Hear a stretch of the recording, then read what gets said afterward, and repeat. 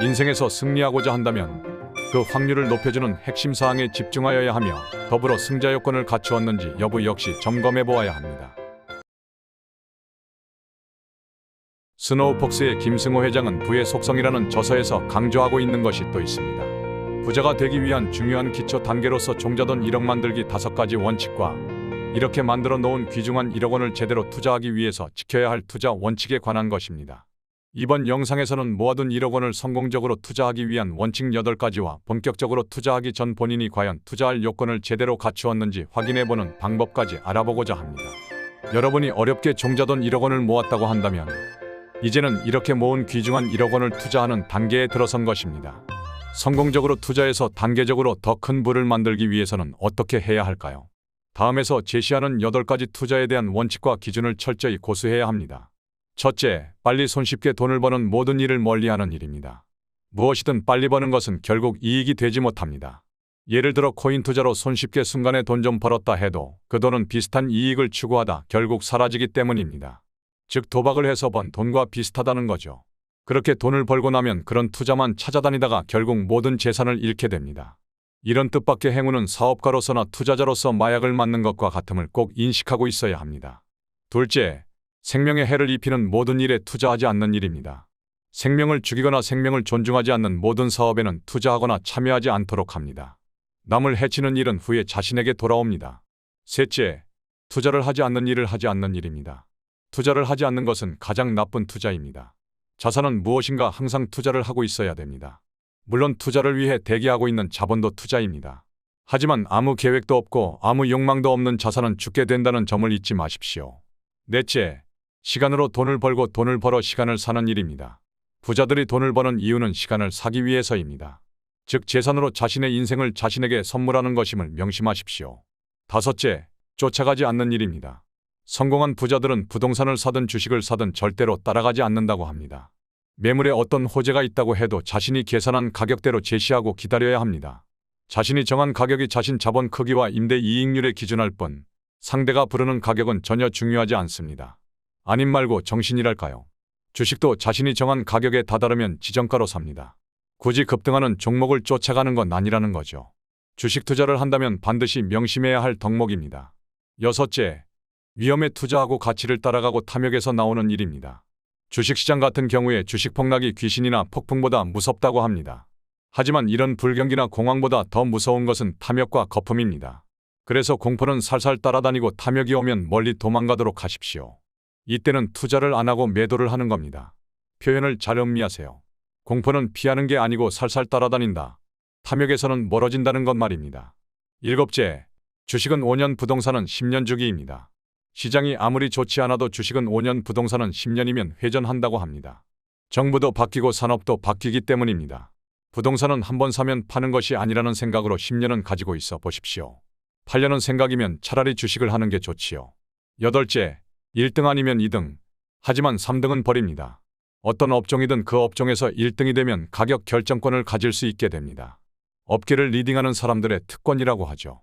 그래서 부동산이든 주식이든 1등을 찾아야 한다는 것입니다. 부동산을 살 때는 그 도시에서 가장 비싼 지역을 고르고 주식을 사면 해당 업계 1등 주식을 사도록 합니다.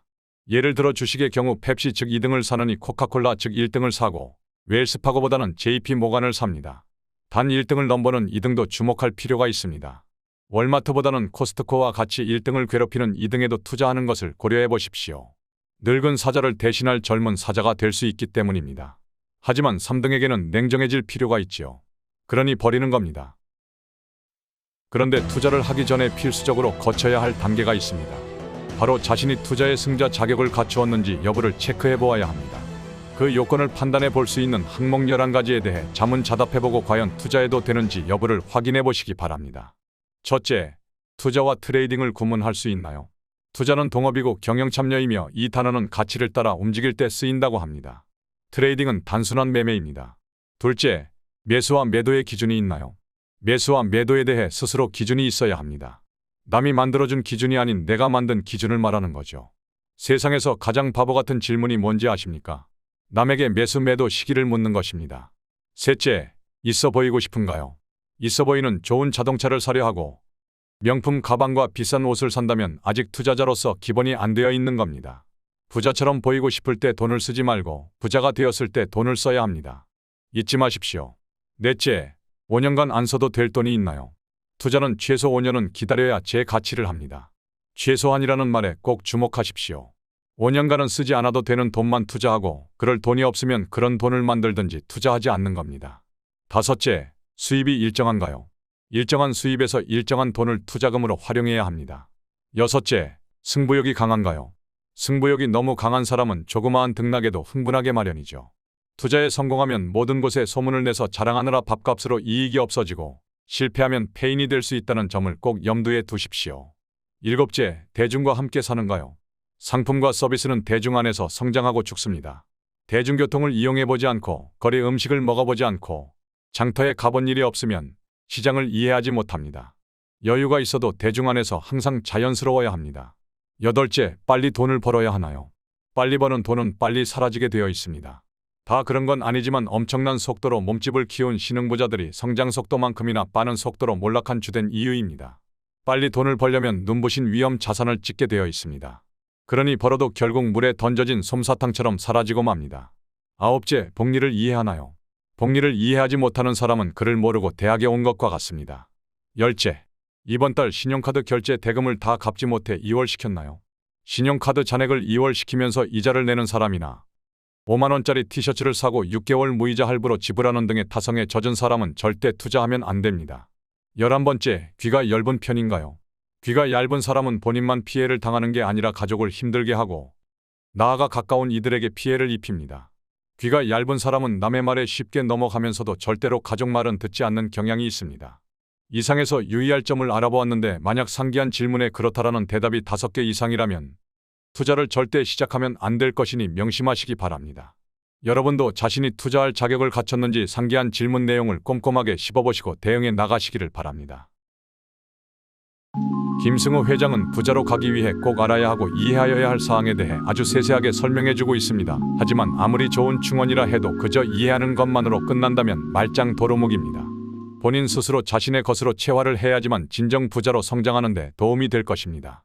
이 영상이 여러분에게 부자로 성공하는 데 큰 힘으로 작용했으면 하는 바람입니다. 청취해주신 여러분께 감사드리며 앞으로도 좋은 내용으로 보답하겠습니다.